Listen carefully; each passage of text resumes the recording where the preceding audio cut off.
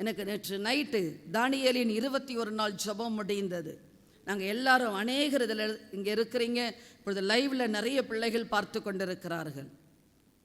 முடித்த பிறகு கொஞ்சம் நேரம் ஜெபம் பண்ணிகிட்டே இருந்தேன். நான் யோசித்து பார்த்தேன், நான் இப்படி ஒரு ஊழியம் செய்வேன், இப்படி மக்களுக்காக ஜெபம் பண்ணுவேன் என்று நான் கொஞ்சம் கூட நான் நினச்சி பார்க்கவே இல்லை. என்னுடைய குடும்பமும் ஒரு நல்ல ஒரு ஸ்பிரிச்சுவலான குடும்பமும் கிடையாது.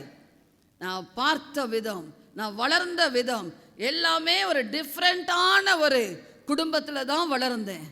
ஆனால் இன்றைக்கு கர்த்தர் என்னை தெரிந்து கொண்டு, ஆவியானவர் என்னை செலக்ட் பண்ணி, அந்த ஆவியானவர் என்னை கண்டித்து எங்கெல்லாம் என்னை சரிப்படுத்தணுமோ அங்கெல்லாம் என் வாழ்க்கையை சரிப்படுத்தி இன்றைக்கு அவருக்கு ஒரு ஊழியம் செய்கிற ஒரு மகளாய் கர்த்தர் அநேகருக்கு ஒரு ஆவிக்குரிய தாயாக என்னை வைத்திருக்கிறார் என்றால், இன்றைக்கு இந்த ஒரு ஸ்தானத்துக்கு ஆண்டவரை தகுதிப்படுத்தி கொண்டு வந்திருக்கிறார் என்றால், ஆண்டவரே ஆவியானவரிடத்தில் என்னை நான் அர்ப்பணித்தேன்.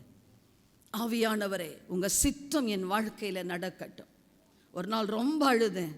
என்னை ஆண்டவரே வச்சிருந்தா என்னை நல்லா வைங்க, இல்லைனா என்னை எடுத்துடுங்கன்னு சொல்லி சாஷ்டாங்கமாக விழுந்து அழுகிறேன்.